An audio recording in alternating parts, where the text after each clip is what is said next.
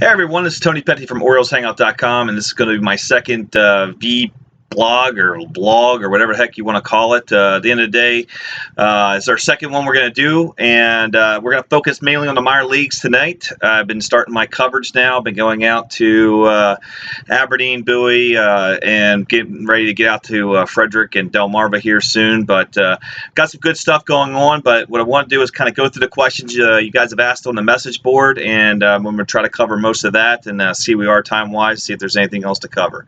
So let's go ahead and start off with the first question we got was from Jean 4 that asked me about basically Jesus Lorenzo, saying that Buck tipped about him, talking about how he's really come along, and he's really an intriguing prospect. He was signed by the Braves back in 2000, I think 12. They had a good arm, but they released him. The Orioles liked the arm. They signed him. They actually went ahead and pitched him a little bit in 2013. And they kind of knew something was up in 2014. Things weren't working well for him, so he ended up having an elbow surgery, but not Tommy John. He actually has a very similar surgery, from what I understand, like Pedro Strop, where he now has a screw actually in his elbow. And it kept him out for the whole season. He came back, pitched last year in the Dominican Summer League for the Orioles, pitched fairly well out of relief. This season, they thought he was going to be able to make the jump directly to the GCL when he started, maybe even Delmarva, but he just wasn't throwing the ball over the plate this spring. Just had a lot of problems with command. Kind of solved that issue. They got him out. They got him down to the GCL, and he was just, they got him up to Delmarva, and he actually was just dominating there. It was clear that this guy was, throwing he's 93 to 96. It's been as high as 97. He'll throw you a pretty solid slider. At times it will flash plus for you. Command is an issue with all his pitches right now. But he also has a power change for lefties that he uses. And the thing about it is right now is he's going to be Rule 5 eligible. So the Orioles had to see what was available, what they had in him. So they want to get him against some good competition. That's why you saw the jump from Delmarva all the way up to Bowie. And now that we had that happen, he hasn't skipped a beat. I went and saw him. I've seen him twice now, both times. Very live arm. Again, the command is not great, but for a guy with a little bit of pitching experience he has, this is a guy they're going to have to protect. I mean, this guy reminds me when I watched the stuff of Brad Brock a little bit. So I think you kind of look at that kind of reliever, a guy that could be in the back end at 8th or 9th inning, maybe at some point down the road. He misses bats. There's a little bit of deception in there. He's got a little bit of a hip turn. So it really creates a little bit of deception for him as well. So I think batters don't even pick up that 93 to 96. It probably looks a little stronger for him. So definitely a guy to keep an eye on, see how he does. He hasn't missed a beat since he's been at Bowie, and I think he's got a pretty bright future, and I think you're going to see the Orioles add him to the 40-man roster this offseason. All right, going to the next question. Aristotelian asked, what's the future of Aderlin Rodriguez in Frederick? So Rodriguez is an interesting guy. Again, he's a guy that he signed as a free agent out of the Mets system. Kind of was a failed Double-A guy. Really didn't make it too far, but he was still fairly young. They gave him a shot. He's 24 years old in Frederick. He's actually a fairly interesting guy in the fact that he actually can play third base and first base fairly effectively. He's not a bad defender at either position, so that gives him some value. He's not brutal out there. He's the kind of guy that you can put in either place, and he's going to do a pretty decent job for you, and that helps him right now. Obviously, he's hit very well this season. In Frederick, he's leading the team in just about every offensive category. But he's 24 years old and he's in high A. So at some point, he's got to make that jump. Right now, they're kind of stuck with Terdosovich is out there. They got some money invested in him, and he's playing in Bowie. So I think Rodriguez is a little stuck. I don't think people look at him as a prospect because of the age. So I think he's just going to have to take it one year at a time. I'm sure he'll re-sign with the Orioles next year, probably be at Bowie next season. And if he can put a big year up when he's 25 at Bowie, maybe he can start making somebody notice him and then maybe get an opportunity. You never know how it goes. So I'd say he's kind of right now, he's more of an up-down kind of guy. There's some holes in the swing a little bit, but he's had a good year. You just can't, at this point, you just can't ignore when a guy starts to hit the way he's hit this season. The fact that he can play a little defense as well definitely helps his value. So the next question I have is from Redskins Rick. He asked me how Cisco's defense is coming along, is continuing to improve, and do I think he'd be good enough to compete for a backup catcher role on the big league team in 2017. So here's the thing with Cisco. Everybody I've talked to, I've now seen him a couple times. Everybody I talked to says he has made increases this season with his defense. Right now, he's kind of going maybe through a little bit of maybe a dead arm period. Throwing, I don't think his throwing is up to where it was earlier in the year, but he's gotten better. His release is a little faster. He's blocking better. He from what I understand, he works really well with the pitchers. I saw a few times where a pitcher was struggling a little bit, and I saw him go out there and have a conversation. That's always good to see from a young catcher. So those are the kind of things that you look for, how he's working and things like that. I went to the side, saw how he was receiving, and he was able to handle guys with big velocity and not kind of get handcuffed and so forth like that. So I think it's coming along. Right now, I think it's a matter of, do I think it would be a plus defensive catcher? No. Do I think he's going to kill you defensively right now? I don't think so. I think he's getting to the point where you're starting to say he can be an average or maybe slightly below average catcher at the major league level. And at the end of the day, he can hit. And he's hit everywhere he's gone. You can watch him. There's some not concerns, but against lefties, a good lefty, again, can be tough for him, especially with the breaking ball away. He'll chase that still. But, he does a good job. I saw him take 94 in on the hands from a right-hander, fight it off into left field. He's got a lot of things he does well with the bat. He obviously can go gap to gap. Do we think he's going to have a lot of power? No, but at the same time, I don't think he's going to be without any power. I think you see a little bit of the ball starting to drive it a little bit better. I think you're seeing that with, he's been very young for his leagues. So the fact is that this is a guy, he's probably, one of the top prospects in the organization. And I do think he has a chance to be a starter in the major leagues. And I think he clearly could be a backup catcher now in the major leagues. The question is, you want him probably playing every day. And the question will be next year, if Matt Wieters doesn't return, do you let him make that jump and then let him kind of work with Caleb Joseph up there and have them kind of share some time. And then that very well could be a way to kind of ease him into the major leagues. Caleb being so good defensively, he would be a great mentor on top of that as well. So next question I got from Frobby. Frobby asked, what's the early evaluations on Sedlock, Dietz, and Aiken? Obviously, those are the top three pitching prospects of this 2016 draft. I saw Sedlock pitch, and I really liked what I saw. This guy is 93 to 96. He has a power sinker. This ball dives. I'm not going to call it Britain-like, but he definitely is going to be a worm killer when he's out there. The question comes, right now it's a command of that, because sometimes it sinks so much it's sinking out of the strike zone for him. I saw a little bit of command issue with the fastball. And I think that's what it is. So he's got to learn how to kind of keep that under control. I saw the curveball, the change. He kind of throws two different curveballs. He's got a harder curveball that's kind of 77 to 79. Then he goes back. He has a slower one. He'll throw a 72 to 74. So he gets different looks with it. One's kind of a get me over, but they got nice break. They're definitely the harder one's definitely is a solid average major league curveball. And I like that the change is a good pitch. It goes down. It doesn't have a ton of fade with it, but it has pretty good drop.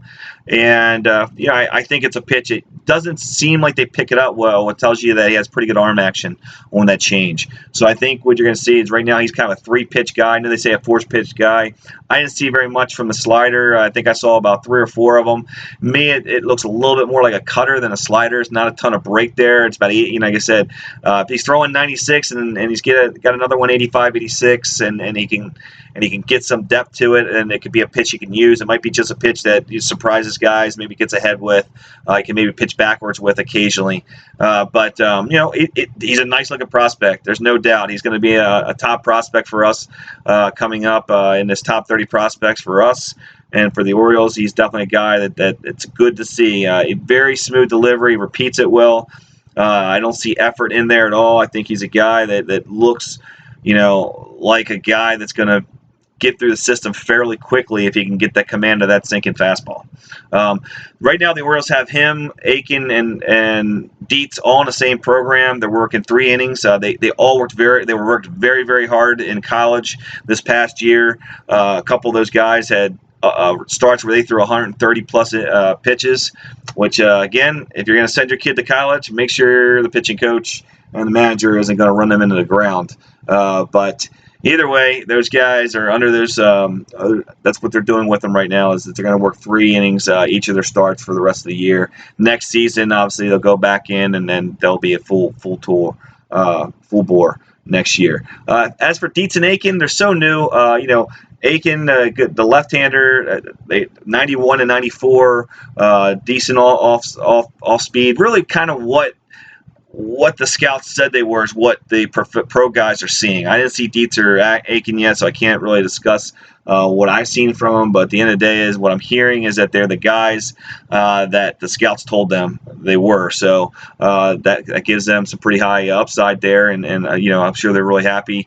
Both of them are starting off pretty decently there in Aberdeen, and it's just a matter of getting through the season healthy, get them in the off season, and then get them ready for next year. And we'll have a much better idea this time next year on each of those guys. So next question from Bob MC. Early reports on Gorzelani. Can he be a loogie or a serviceable lefty? Gorzelani, used to be a starter with the Pittsburgh, I think the Pirates, and a few other teams. Kind of switched over to be a reliever. He kind of got released. I asked about him. Basically, I would just say that right now most people don't think he's going to be an option. So that would tell me that his stuff isn't really coming around. The command isn't as good as it needs to be at this point. So unless he proves a lot over the next week or two, you're probably not going to see him in September. He's probably a guy that you're not going to see much of. But never know. Sometimes guys suddenly start to get it, things go on, and there's a need. So he's a guy down there that's available. Next question I got was from Glenn Davis. What are the early reports on John Palofo's stuff? So Palofo is an interesting guy. Again, young pitcher, 19 years old, was dominating down there in GCL league, making his first kind of in the United States minor league, his first season there. And, he was 91 and 95. All right, he starts off with 91 and 95. I heard he was throwing a breaking ball for a strike. He's got a split change that he was throwing for a strike. So everything looked good. It looked like he had 3 pitches. He was doing well. He was dominating down there in GCL. So they went ahead and made the jump up to Delmarva. And obviously his first 2 starts haven't gone well. He's got hit pretty hard in both his starts. He hasn't done very well. I haven't really heard a report on what happened on those 2. But again, he's young. He's 19 years old. This is his first look through, a pretty high league to be a 19-year-old in there. So at the end of the day is, we got to see what we have. He's a guy definitely in interest. I think he's a top 20 prospect based on the stuff that I've heard.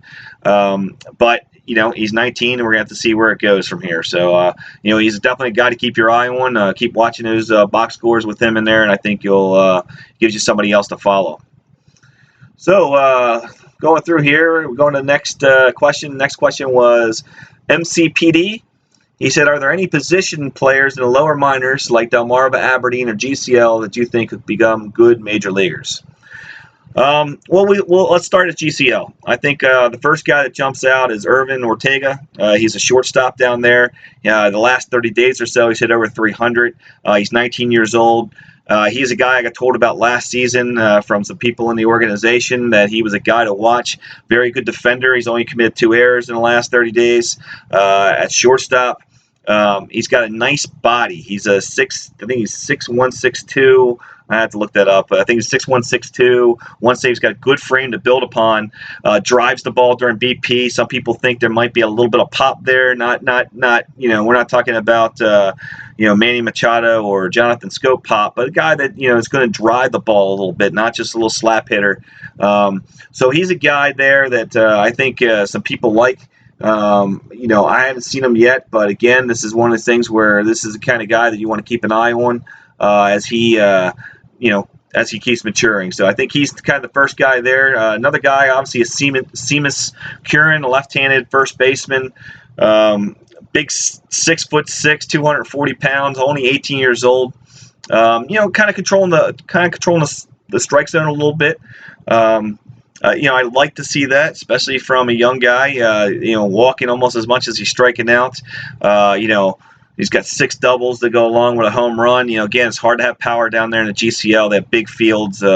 Winds are always blowing around there. It's not a good place for power. But, the guy's big, and he's the kind of guy you can kind of dream upon what the kind of power he hopefully will keep developing there. So he's a guy to at least watch. Again, real young guy. Not sure what they have there, but at the end of the day is good start. Hopefully next season he's at a point where he can make a jump maybe to Delmarva. If you see that next season, then I think they liked what they saw during next spring. So he's definitely a guy to see where he goes next year. If he ends up going up to Aberdeen, there's nothing wrong with that. He's only 19 years old.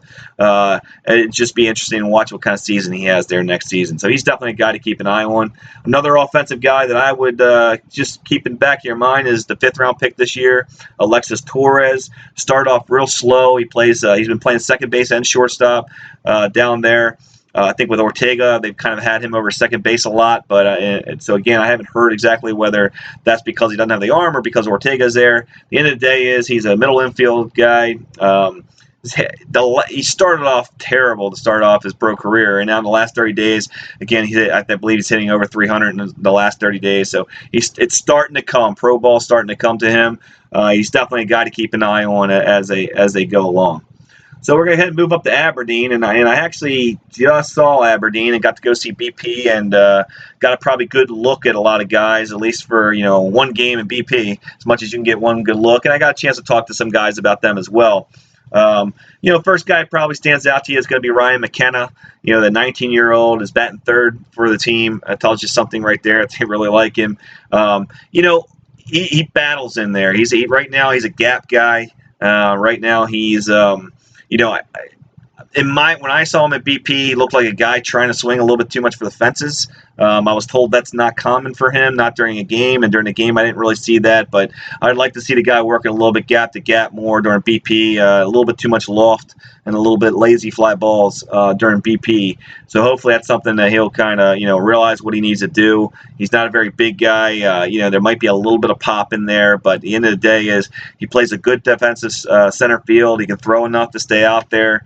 He runs well, so there's a lot of things to work with here. So I think he's a guy that definitely is an interesting guy. The other guy I would say right off the bat is Austin Hayes. Hayes just came back after a wrist injury. He had been out a while, but I didn't get a chance to see him take BP, but I heard a lot about him. I talked about him. A lot of thunder in the bat, a rocket for an arm out in right field, runs pretty well. I think there was some reports said he was a plus runner. I don't think he's a plus runner, but I think he's a solid above average runner. And he can handle the strike zone a little bit. So, again, you got to see what you got. He's only 20 years old, even though he was a college guy. This is a guy that there's a good upside to. I think he's a real good 4th-round pick, no doubt about that. You can get a guy with that kind of upside as a 4th round, you've done something right. So, I'll tell you what I think about this last draft. Just seeing some of the guys, even some of the guys I saw later in the rounds, in the 8th round, 11th round, I'll talk about those guys a little bit later. There's some real interesting guys in this draft, and I really think this has a chance to be a really special draft for Racich and for the Orioles. So hopefully that stands true. I can tell you there's been other years where I've seen the draft picks come in. I haven't been overly excited about the guys I saw coming in. This year, I tell you, I really do like so far what I've been hearing and seeing from the guys, and Hayes is another one of those guys. Cole Billingsley, he's a 4th, 5th outfielder kind of guy. He kind of reminds a lot of people of Yaz. He's left-handed hitter. He's going to go gap to gap. He's pretty good, instinctual player. Got a little bit of speed. Can play left. Can play right. Can fill in center if he needs to. Just a good solid ball player. I mean, I think he's a 20-something rounder. I think it was 19th rounder actually, and. At that point, when you're getting a guy, he was a college senior, he's 22 years old, you expect him to have some of these skills, so he's doing exactly what's kind of expected upon him. He'll walk a little bit. Again, not a lot of power. He's more of a gap-to-gap, but he'll turn on a ball once in a while. He's already had 3 home runs this season. I think he had 3 home runs his entire college career or something. So, I like him enough to say, hey, keep an eye on him. He could be a guy that all of a sudden has a breakout season somewhere up the line. At worst, he's going to be a very solid, org guy for the organization, and that's a good thing, for everybody involved. If there's one guy, I also saw that. I'll go real quick. I know Preston Palmeiro, obviously being Rafael Palmeiro's son, has got some, press already. I saw somebody already put him in top 30 prospects. I think it's a little early. It comes down to it is what I see is a line drive, small first baseman, and I don't see a lot of power there. BP, he drives the ball okay, but there's not a lot of loft to the swing. He has a good plan, I think, at the plate. Lefties, the game I saw him, the lefty, he had a lot of problems with him. He had lots of problems with the breaking ball at the lefty. He was able to get taken up the ladder, at I think 90, 91 miles an hour. It just, I don't know if there's a lot of bat speed there. So for me, I'm not sure what you have. I mean, obviously you need power as a first baseman. I know he's been tried before as a third baseman. I don't know if he's got enough athleticism to maybe move out, add some value, maybe being a left fielder or something. Pretty good defensive first baseman. He made some real nice plays over there, throws the ball well. He looked like he has definitely plenty of arm if he needed to go out to the outfield. I like some things I see about him. I think he does have a decent plan up there. I just don't know what you make with a first baseman without a lot of power in the game that it is right now. I think he's a guy, keep an eye on, but, he didn't jump out at me as a guy that, I have real high hopes for. Another guy I'll talk about is a guy, when you're going to look at the stats, you're going to think I'm crazy, but Jalen Ferguson really stood out to me. He stood out to me during BP. There's a lot of rollability in Jalen Ferguson. He's only 18 years old. He's the youngest player on Aberdeen right now. He probably should be playing at Aberdeen. He probably should be playing in some place like, Bluefield, if they still had a Bluefield, where he could get more bats in an environment where the pitching isn't as good and isn't advanced as it is right now. So, I like a lot of things about him. He can play defense pretty well. He moves. He's not a great runner, but he moves well enough to play in left or right. There's a little bit of pop there, and he's got a great body. He looks like the kind of guy that looks like if he fills out, you're going to get a little bit more pop. There's rawness to his game, though. I mean, without a doubt, there's rawness in his swing. There's rawness in his plan right now. He's going to have to learn a lot, and I don't know whether I'm going to squeeze him into the top 30 prospects, but he definitely is going to be one of my guys. I'm going to tell people he's a guy to keep an eye on because there's some raw ability there, some raw tools that I really like. And for a 9th rounder, I believe Buck Showalter's son is the guy who drafted him. He's a really good find in the 9th round. Let's just say that. And he's a guy that, guess what? Keep running him out there, keep giving him at bats, and let's see what you get with him. So definitely an interesting guy. The only other guy I'll talk about in Aberdeen is Jason Heinrich, because I know some people talked about him. Right now I just think that he's a below average defensive outfielder.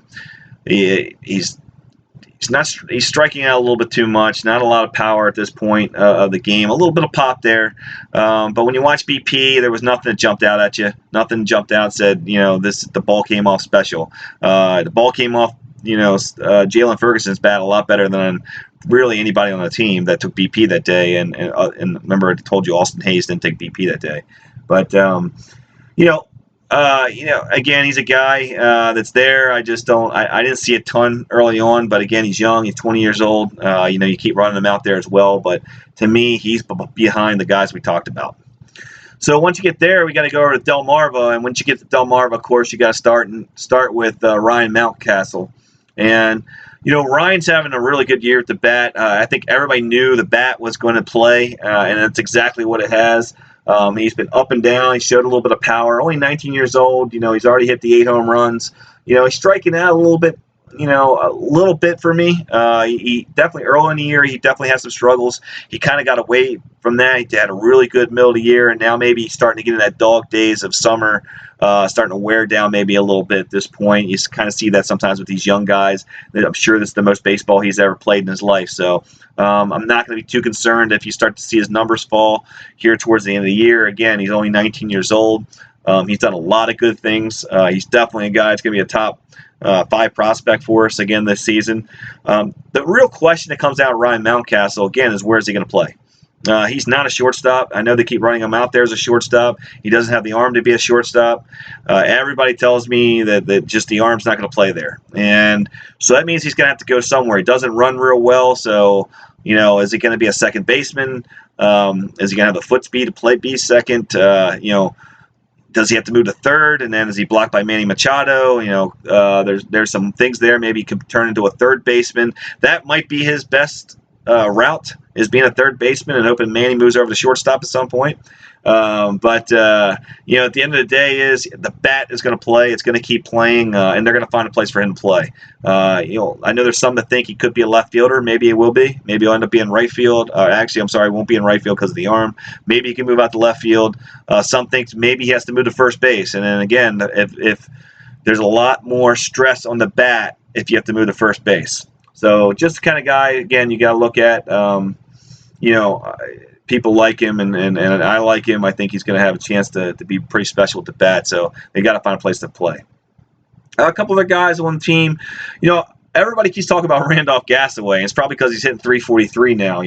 Gasaway's 21. The reason why people and scouts and other people like Gasaway is because, first off, he just looks like the kind of guy you want to be a baseball player. He's tall and lanky, 6'4", 190, 200 pounds. I mean, he looks like he should be hitting bombs, and he's got a little bit of pop during BP.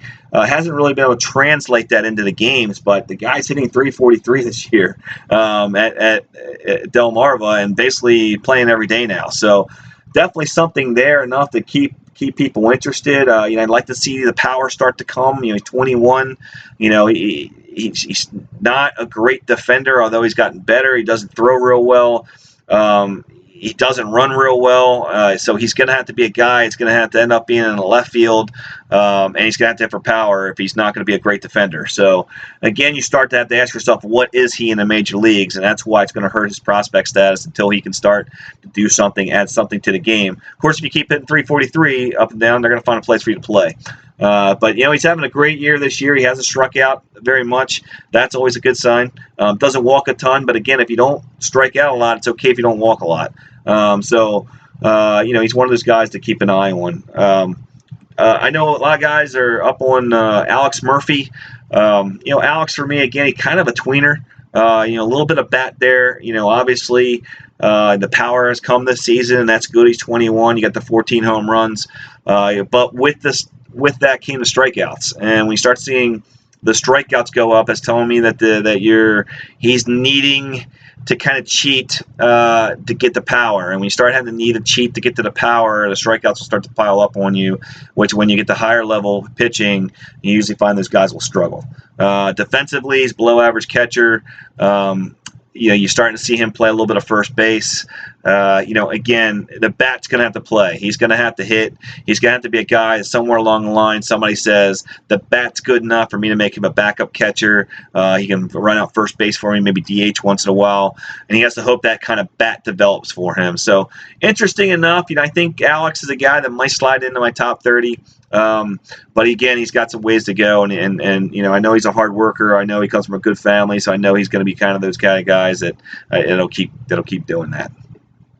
All right, so let's go to the next question. Somebody asked me about Ryan Mountcastle. We already went over him. Chris Lee and Yomar Reyes. Chris Lee obviously has been out since I think May 23rd. Supposedly it was a lat strain near his shoulder. All I know is he's been out since May 23rd, and there's no timetable on his return. So whenever you have anything near your shoulder and you haven't been pitching since May, that never ends up well. That story doesn't have a good ending, unfortunately. So hopefully it isn't anything serious. Maybe again, but every time I kind of talk about him, I get a lot of there's really nothing more to talk about right now with him. So it tells me that he's probably not going to pitch the rest of the season. But even before that, he wasn't missing bats. It was a really weird season after the season he had last year. I know they kept saying, well, he's pitching to contact, but you know what? Double A, you can't be striking out. I think he had 3.3 K per nine. That's really, really tough to do and expect to have success in the major leagues. You can't have that much contact. So he'll need something else. Hopefully he gets healthy and comes back. Reyes really, if you want to talk about a guy this season that has really had a bad year and really has some people concerned or down on him, I would say Reyes is that guy. There is some raw talent still there, power, have a great BP for you and excite you and do all those things. Really having a hard time picking up spin right now. Doesn't look like he has much of a game plan at the plate. You hear some things about him being a little maybe airheaded, not always paying attention, doing kind of some weird things. Just at third base, it's not very good. He's just not going to probably be able to stay there. Not consistent. There's just a lot of things there that start to give you pause. I mean, granted, he's very young. You're talking about a guy that's probably one of the youngest people in the and I apologize I didn't look it up, but he's probably one of the youngest guys in the Carolina League. You have to imagine he's going to have to repeat it next season. Only 19 years old. He's way above where most 19-year-old, and that's the good thing. He's way above the competition where he's at. So I'm not going to say you bury him. You're not going to say he's not a prospect. You just say that you hope that some maturity kicks in, that he comes back and can kind of, if he has a big year next year, 20 years old, everybody's going to forget about this season. So at the end of the day he's a guy that, I don't think he's probably going to end up at third base. So the bat's going to have to be really, really good. And this year it obviously hasn't been. And just some of the comments I'm hearing from some of the scouts I've talked to lead me to believe he's definitely struggling with picking up the spin.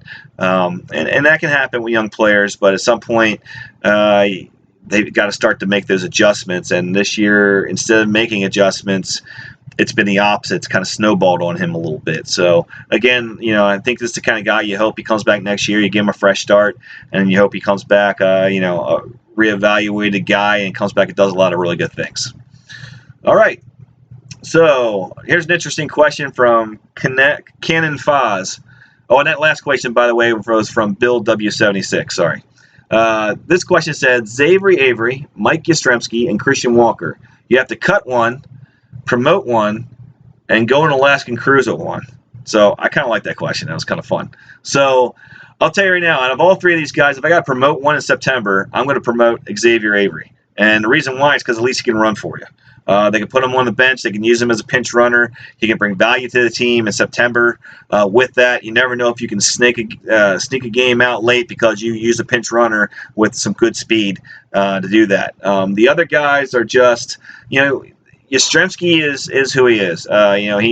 He's kind of been exposed a little bit with the upper level pitching. He hit pretty well. Obviously, for a while there, Bowie this season, and went to Norfolk, and it just kind of snowballed on him. And he's a fifth outfielder. He's the kind of guy you can bring up. He can play your left field. He can play your right field. He'll run effectively. He's not going to steal a lot of bases, but he's not going to make a lot of dumb outs for you either. He'll handle some right-handers okay. I think that's probably where you would use him, would be occasionally given a chance to bat against a tough righty, maybe pinch hit late in the game or something like that for you, and have a good at bat. He'll have good at bats for you. So that's who he's going to be. Could it be a fifth outfitter for somebody? Maybe. He's kind of that kind of guy. Not a lot of upside there, obviously. Christian Walker, again, he's kind of is who he is. He tried to make the transition to left field this year. From what I understand, it didn't go very well. He's not a very good defensive outfielder. So, what do you have in him? You have a first baseman on a team that has a first baseman. He's below Trey Mancini when it comes to hitting. So he's blocked by Mancini as well. So he's the guy that I would cut because there really isn't a whole, I don't think there's a whole lot there at this point, and I don't think he has much of an opportunity in this team. And Yastrzemski would be the one I would go to Alaskan Cruise with because I think he seems like one of those gamer kind of guys. That'd be a fun guy, and maybe he'll bring his grandfather along with us, and we can talk. I could go talk to a Hall of Famer. So. All right, we're going to go ahead and move over to a couple other questions. I know we're getting kind of long here, and I don't want to be too long. But what I'll do now is kind of skim through a couple of questions. I got asked about Tanner Scott. Will he ever learn to control his pitches? That's the question. It comes down to is Tanner Scott's got a nice arm. You're talking about a guy I saw the other day that sat 99 miles an hour. You don't have a lot of lefties in the minor or the major leagues that sit 99 miles an hour. The thing about it is he really doesn't have another pitch. The slider is not good. It's not. There's not a lot of break to it. He's really a fastball guy, and he's going to have to either learn some sort of split change or something that can get them off the fastball, even if he can learn to command it. And that's where my question is. You have a guy that has subpar command with a fastball that, there's some life there. It's not completely straight, but it doesn't always have a ton of movement. And when you have a guy that doesn't have a lot of command, he's going to make a lot of mistakes in the middle of the plate. You'll get that by A-ball hitters. You'll get that by AA hitters. But in the major leagues, if you're not hitting your spots, 99 gets turned around about 106 over the fence. So it's one of these situations where good arm, definitely a guy to keep an eye on. But I'm not as high on Scott as some others. I just think that he's a good arm to have in there. You keep running him out there, and hopefully one day he could be a guy that can go in the back end of that bullpen for the Orioles and be a guy. But he's going to need much better command. He's going to have to come with some sort of all-speed pitch because you just can't. He doesn't have Zach Britton type movement on a fastball where you can just be a fastball pitcher. He's going to have to need something else. And right now I don't see it. But again, 99 miles an hour, people will keep giving you chances, and the Orioles will certainly do that. Got to ask about turnip seed. Yeah, definitely. Everybody thinks like the name more than anything else. He's a 91, 90, 92 kind of guy. Fastball, slider. He had that amazing run at Delmarva where he didn't give up an earned run for 30-some innings to start off his career. He's a guy who's got to prove it as he goes up. I don't think there's anything. You don't go look at him and come out and walk away excited about what you just saw. But he's also a guy that's done a few things well this year. Actually, the guy that I kind of like better in that Frederick bullpen would be Ryan Meisinger. He's a guy that I don't think guys pick him up real well. He's 91 and 93. Slider is a little better than turnip seed. So if I had to pick one guy that I kind of like out of that reliever kind of core, I kind of like Meisinger right now over him. And just by judging, I haven't seen either one of them pitch live, but I've heard a lot of things from some scouts. And just looking at some of the stats, I think that's the guy I would pick out of that. I think I have one more question I'm going to go over, and that'll be it. It says, here it is again from Frobby. Here's a question. What the heck is wrong with David Hess? And Hess came in as a guy that people really liked at the end of last season. And it's kind of snowballed him on this year. And some of the things I've heard has not been good. The fastball is pretty straight. There's not a lot of the velocity is okay. 90, 92, 93, can be up to 94 occasionally. But again, not a lot of velocity. The breaking ball kind of backed up on him this year. The change is on and off, whether it's even a decent offering.